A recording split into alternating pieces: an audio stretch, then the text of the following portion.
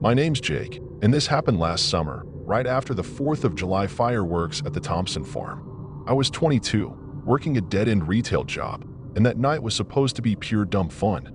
Beers, sparklers, and the kind of laughter that makes your ribs ache. The farm was miles from town, surrounded by cornfields that whispered in the dark, and by midnight, only a handful of us were left. That's when I climbed into the backseat of Kyle's beat-up Honda with 3 others, the car reeking of sweat and cheap beer. The roads were pitch black, the kind of dark that swallows streetlights whole, and we were all half asleep, slumped against each other like ragdolls. I remember the hum of tires on gravel, the faint glow of Ava's phone screen as she scrolled. Normal, boring stuff. Then, nothing. Not a blink, not a jolt. Just a gap in time. The next thing I knew, I was standing in the middle of Route 17, my knees buckling under me like they'd forgotten how to work. My phone was shattered beside me, the screen a spiderweb of cracks, and my clothes were damp with dew. The sun was just starting to rise, painting the sky piss yellow, and the road stretched empty in both directions. No Honda, no friends, just the sound of crows screaming from the power lines. I stumbled to the shoulder, my head throbbing like I'd been dropped from a height, and that's when the real panic set in. How the hell did I get here? Kyle's car had been doing 50 down a straight shot, no stops, no turns. I'd have remembered jumping out. I'd have remembered anything. But my last clear memory was Ava laughing at some meme, her phone light flickering against the window. After that, static. I fumbled for my phone, my fingers numb, but the damn thing was dead, not just broken, but drained, like something had sucked the battery dry in seconds. The air smelled wrong too, burnt sugar and wet earth, like the aftermath of a storm that never came. I started walking, my sneakers squelching in the mud, and that's when I noticed the marks on my arms. For faint, parallel scratches from wrist to elbow, too precise to be from branches. No pain, just there. My stomach dropped. I'd heard stories about Route 17, old farmers' tales about hitchhikers who weren't really hitchhikers, about cars that stalled for no reason and left drivers staring at empty backseats. But those were just stories, right? A truck finally pulled over after what felt like hours, the driver's face tight with suspicion. "You look like hell, kid," he grunted.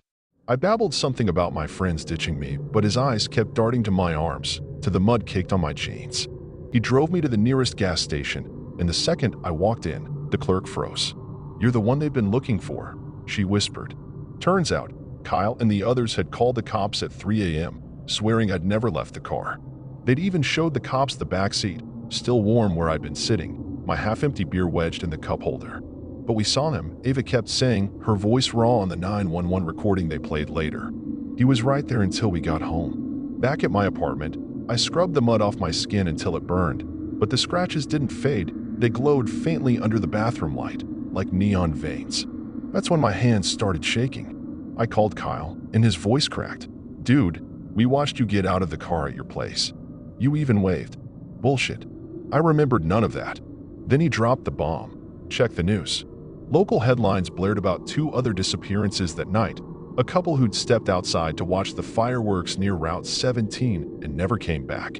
Their phones were found in the cornfields, batteries fried, just like mine. The sheriff called it hysteria, but the timing was too perfect. Something had plucked me out of that car like a fruit from a branch. The next day, I drove back to Route 17 in daylight, my knuckles white on the wheel. The road was normal, just cracked asphalt and sun-bleached billboards.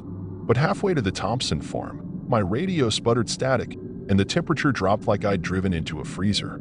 That's when I saw it, a figure standing in the cornfield, too tall, too still. Its face was turned toward me, but the features were smudged, like a photo left in the rain. I slammed the brakes, but when I looked again, it was gone. Just rows of corn swaying in the wind. My phone buzzed, a text from an unknown number. "You weren't supposed to remember." Then, the screen went black. Permanently. I didn't sleep for 3 nights after that. Every time I closed my eyes, I'd see that smudged face in the cornfield, its head tilted at an unnatural angle. The scratches on my arms started itching like crazy, but when I scratched them, blackish liquid oozed out, not blood, but something thicker, like old motor oil. I went to the ER, but the doctor just gave me a weird look and said they were superficial abrasions. That's when I noticed the nurses whispering behind their clipboards, one of them making the sign of the cross when she thought I wasn't looking. The hospital TV was playing a news segment about the missing couple. Their car had been found abandoned near the same stretch of road where I'd appeared, The doors locked from the inside. On the fifth day, Ava showed up at my door looking like she hadn't slept either. "We need to talk about what really happened," she said, her voice shaking. She pulled out her phone and showed me a video from that night, timestamped 2:17 a.m. In the backseat footage, I was clearly visible one moment. Then in the next frame, my image glitched like bad reception before disappearing completely. But the creepiest part? In that split second between me being there and gone, you could see something pale and long-fingered reaching from the space between the front seats, its hand hovering where my shoulder had been. Ava deleted the video immediately after. "It wasn't supposed to be recorded," she kept repeating. "They don't like being seen." We decided to go back to the farm together, thinking there might be answers there. The place was deserted now, the barn doors creaking in the wind. Near the fireworks launch site, we found a circle of dead grass about 10 feet wide, perfectly round, the blades brittle and blackened. My stomach turned when I saw the same symbol from my scratches carved into the dirt at the center. Ava's phone died the second she tried to take a picture. That's when we heard it, a low hum coming from the cornfield, like power lines buzzing but deeper, vibrating in our chests. The air smelled like ozone and something rotting. I wanted to run, but my legs wouldn't move. The humming got louder, and for a split second, I swear I saw dozens of those tall figures standing just inside the tree lean, all facing us. The next thing I remember is waking up in my bed, fully dressed, with dirt under my nails. Ava was gone, but she'd left a note. "Don't look for me." They took the wrong person first. Her social media accounts were deleted, and her apartment was empty when I checked. The local news reported her as another missing person, but I knew better. The scratches on my arms had healed overnight, leaving raised white scars that formed strange symbols when I flexed my muscles. I tried showing them to a professor of occult studies at the community college, but he paled and told me to leave immediately. "Those aren't scars," he muttered as he pushed me out. "They're brands. You're marked now." A month passed without incident, and I almost convinced myself it was over. Then the dream started. Every night, I'd find myself standing in that cornfield, watching as those faceless figures moved between the stalks. They get closer each time, their elongated limbs moving all wrong. Last night was the worst. One of them leaned down until its blank face was inches from mine, and I could feel cold breath on my neck as it whispered, "You're late." I woke up screaming, my sheets soaked in that same black ooze from before. When I checked my phone, there was a new voicemail, just 3 seconds of that same humming from the farm, then Ava's voice, strained and desperate. "They're coming back on the 4th. Get out before dash, then static." That was yesterday. Tonight is July 3rd, and I'm writing this from a motel 200 miles away. Every car that passes makes my heart stop. The scars on my arms have started pulsing with a dull ache, worse when I look north toward Route 17. I don't know what they are or why they took those people, but I know they messed up by letting me go. Maybe it's because I saw too much, or maybe they want me to come back. All I know is that when the fireworks start tomorrow night, I'll be watching the horizon. And if I see the telltale glow in the distance, hear that unnatural hum again, well, this time I have a shotgun loaded with rock salt and a trunk full of stolen road flares. Let them try to take me again.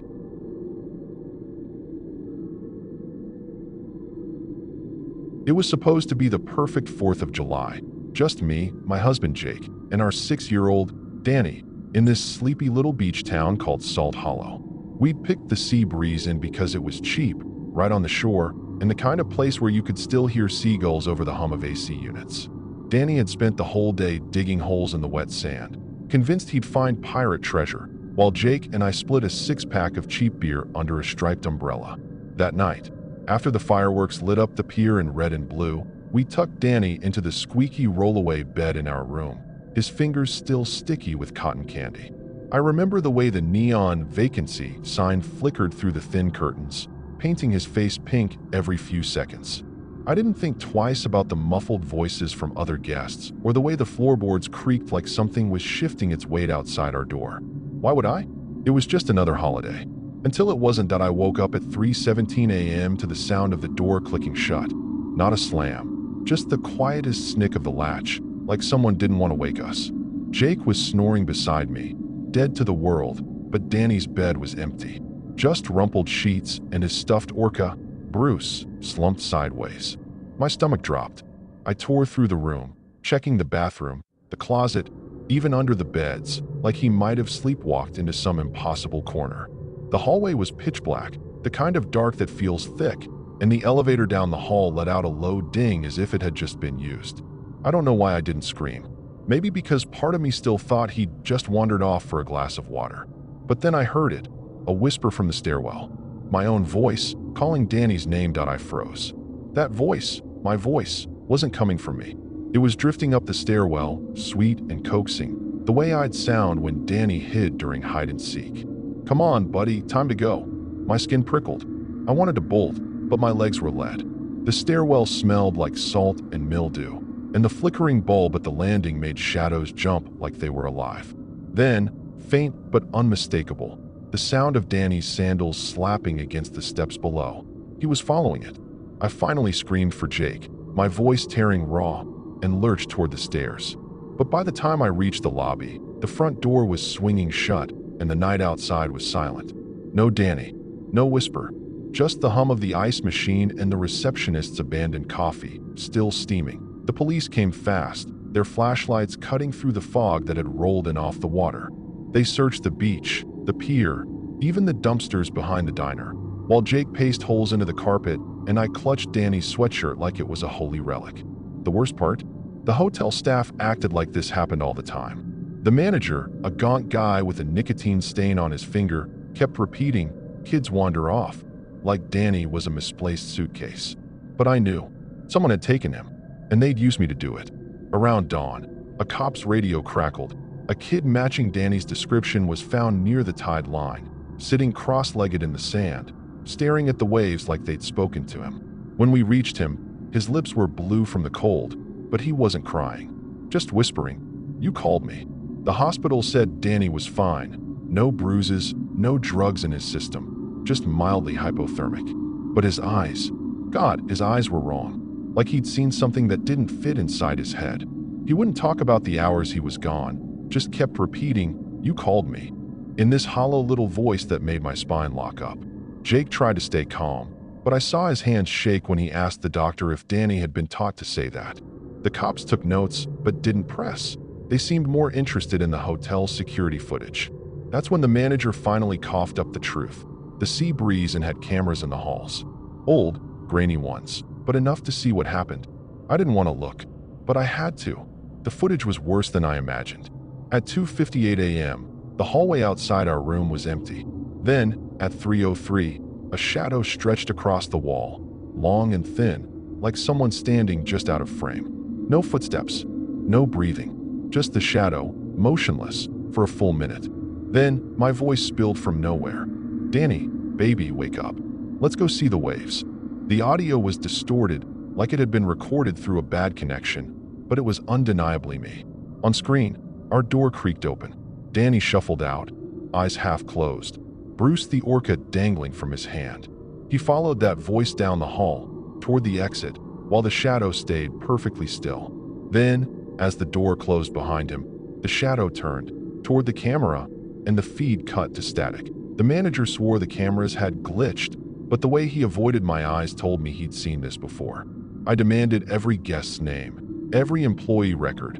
Who the hell was in that hallway? But he just kept rubbing his nicotine-stained thumb over his lip, like he was trying to wipe away a secret.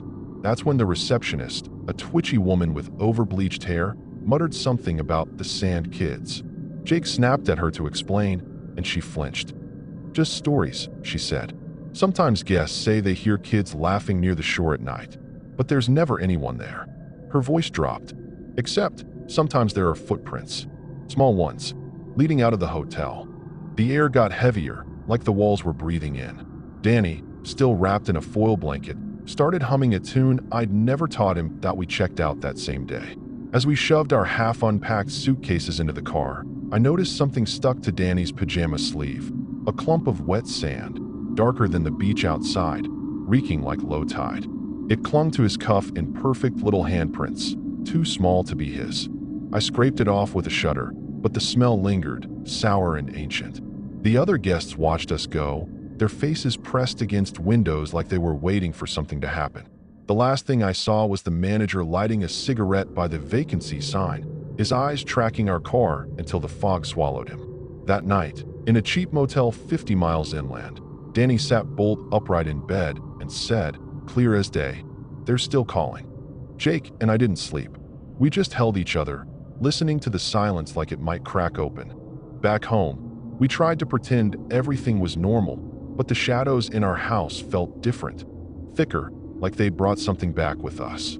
Danny stopped drawing smiling suns and started sketching spirals in the sandbox, whispering to himself in words that didn't sound like English. Our pediatrician suggested temporary trauma response, but I knew better. Every night at exactly 3:03 a.m., our baby monitor would crackle to life with staticky breathing, sometimes followed by a distorted snippet of my voice saying, "Come find me." We replaced it twice. The third time it happened, I caught movement on the screen, a silhouette of a child standing in Danny's doorway. But when I burst in, the only thing there was the smell of salt water and a single wet footprint evaporating on the hardwood floor. Jake thought moving would help. We sold the house, changed our numbers, even got Danny a new stuffed animal. He threw Bruce the orca in the trash without explanation. For 3 months in our new city, things were almost okay. Then one October morning, I found Danny's bedroom window wide open, his sheets damp with ocean spray despite living miles from shore. In his palm was a seashell we'd never seen before, pristine white with an unnatural spiral pattern that made me dizzy to look at. When I tried to take it, he screamed like I was burning him. That night, I dreamt of the sea breeze in his hallway, but this time I was the one following the voice. I woke up standing in our backyard at 3:03 a.m., barefoot in the grass, facing east toward the coast. My toes were caked in cold, black sand. The breaking point came when Danny's teacher sent home a note. He'd been teaching his classmates a game where they whispered to each other in the dark, waiting for something to whisper back. That's when I started digging into Salt Hollow's history. The local library's microfiche revealed that our hotel was built on the site of a 1920s orphanage that had burned down, killing 17 children. The sole survivor? A caretaker who'd claimed the children walked into the ocean singing the night before the fire. My hands shook holding the article, especially when I spotted the faded photo of the orphanage staff. There, in the back row, stood a gaunt man with a familiar nicotine-stained finger, looking no younger than he had in our hotel lobby. The date on the photo was 1923 that we moved again, this time to a landlocked state. Danny's night terrors lessened, though he still sometimes hums that unfamiliar tune when he thinks we can't hear. The final straw was when Jake found a hotel keycard in Danny's backpack. Sea Breeze Inn, room 317, even though we'd never stayed in that room. I threw it in the fireplace, but it wouldn't burn, just curled like plastic in the flames while the sound of distant waves crackled from the hearth. Now we keep salt lines on every windowsill and sleep with the lights on. The call stopped 6 months ago, but last week, Danny asked if we could go back to the beach. When I said no, he smiled in a way that didn't reach his eyes and said, "That's okay. They're getting closer anyway." Outside, the wind smelled like low tide.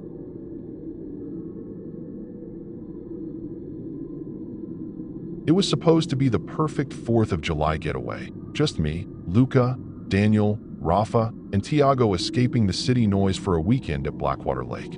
We'd picked the spot because it was remote, the kind of place where you could blast music and not piss off a single soul. The first night was all cheap beer, burnt hot dogs, and Rafa's conspiracy rants about government satellites. Normal stuff. We crashed around 2 a.m., our 4-man tent smelling like bug spray and sweat, the lake lapping gently in the dark. I remember thinking how peaceful it was, how the trees seemed to swallow any sound from the outside world. That should have been my first warning that I woke up to Tiago shaking me, his voice tight. Daniel's gone. The tent zipper was wide open, dawn light bleeding in, and Daniel's sleeping bag was empty. Not just empty. His clothes were folded in a perfect stack near the entrance, like he'd undressed calmly. But his shoes were still there. Outside, fresh mud led away from the tent, bare footprints pressed deep, like he'd sprinted. Except they just stopped after 10 feet. No drag marks, no broken branches. Just gone. The woods were dead silent, not even birds. Rafa kept saying, "Dude, this isn't funny," like Daniel was pranking us. But the air smelled wrong, metallic, like ozone after a storm. And the lake? Perfectly still. No ripples. Nothing that we split up to search, shouting Daniel's name until our throats burned. The mud footprints led straight toward the tree line, then vanished like someone had lifted him off the ground. Tiago, The rational one of us kept muttering about animal attacks, but there was no blood, no struggle, just those eerie, too perfect folds in Daniel's flannel shirt. My hands shook as I touched it. The fabric was damp, almost slimy, like it had been dipped in the lake. That's when Rafa pointed at the water's edge. Guys, those weren't there last night. Dozens of shallow, three-toed prints pressed into the mud, leading out of the lake.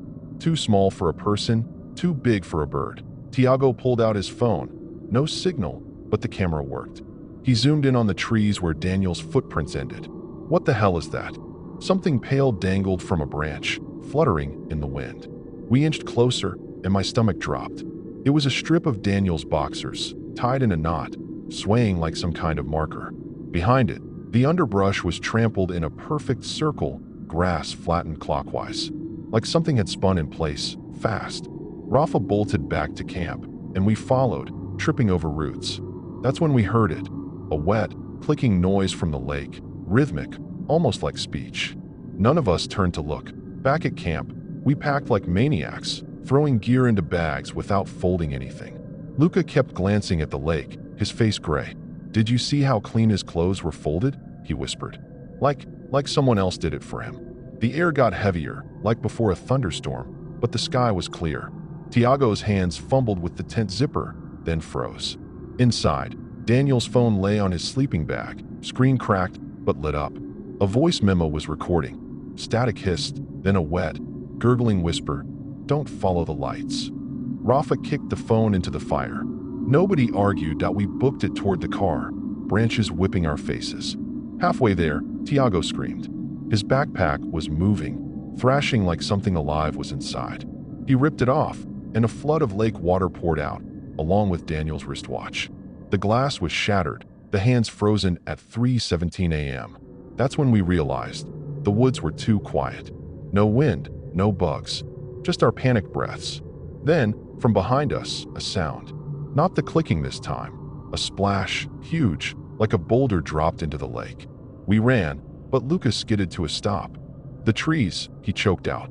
Every trunk we'd passed had fresh scratches, claw marks forming arrows, pointing back toward the water. The car was only 200 yards away, but it felt like miles. My lungs burned as we sprinted, Tiago leading the way with the keys jangling in his shaking hands. Then, snap, a branch broke to our left. Not the crisp snap of dry wood, but a soggy, unnatural sound, like stepping on wet meat. Rafa whimpered, "Don't look, don't fucking look," but I did. Between the trees, something crouched. Not an animal, not Daniel either, just a silhouette, glistening like it was coated in lake sludge, its head tilted at a broken angle. It didn't move. It didn't have to. The message was clear. We're being herded. Tiago finally reached the car, yanking the door open. That's when we saw the handprint on the hood, palm too wide, fingers too long, smeared in greenish mud that reeked of rotting algae. Luca vomited. Rafa just kept repeating, "It's not him, it's not him," like a prayer. I shoved everyone inside, but the engine wouldn't start. Just clicks. Tiago slammed the wheel, screaming, "Why now?" Then the radio crackled to life on its own, blaring a distorted version of America the Beautiful. But the lyrics were wrong. A child's voice whispered, "Oh beautiful, for hungry skies," before cutting to Daniel's voice, begging, "Turn around, please." The radio died with a pop, leaving us in suffocating silence. Tiago kept turning the key, but the engine just coughed weakly. Outside, the trees began to sway, not from wind, but in slow, deliberate waves, like something massive was moving between them. Luca pressed his face against the window, his breath fogging the glass. "They're closer," he whispered. I didn't ask who they were. The handprint on the hood started bubbling, the greenish sludge eating into the paint like acid. That's when we heard the first tap on the roof. Light at first, then heavier, rhythmic, like someone testing the metal's strength. Rafa started praying in Spanish, his fingers digging into the seat. The tapping moved to the windows, circling the car. We all saw it at the same time, faces pressing against the glass from outside. Not human faces, not animal either, just impressions, like water had formed itself into something almost familiar before collapsing back into droplets. The temperature dropped suddenly, our breath visible in the July heat. Then the whispers started, hundreds of them, overlapping, coming from everywhere and nowhere. Some sounded like Daniel, others like voices we didn't recognize, all saying the same thing: come back to the water. The car's interior lights flickered on, illuminating our terror. Outside, the lake was glowing faintly green. Tiago finally got the engine to turn over with a scream of metal. We peeled out, branches scraping the sides like fingernails. I risked one look back. The lake's surface was broken by something huge rising just beneath, creating perfect concentric circles. The trees along the shore were now covered in those same three-toed prints, climbing vertically up the trunks. Luca sobbed quietly in the back seat, clutching Daniel's abandoned shirt like a security blanket. We hit the main road before any of us spoke. "We're never coming back here," Rafa said. It wasn't a suggestion. The car reeked of lake water and something sharper, like electricity after a storm. The police called it a likely drowning, despite our protests about the folded clothes, the footprints, the voices. Daniel's body was never found. Sometimes, though, I get calls from unknown numbers. When I answer, there's just static and what sounds like water lapping. Last week, I found a damp, three-toed print on my bathroom floor after one of those calls. I moved cities, changed my number. But every July, I wake at exactly 3:17 a.m. to the smell of algae and the sound of something scratching at my window. The others say they hear it too. We don't talk about what followed us home. We don't talk about how sometimes, in heavy rain, our footprints disappear behind us just like Daniel's did. Most of all, we don't talk about how part of us still hears the lake calling.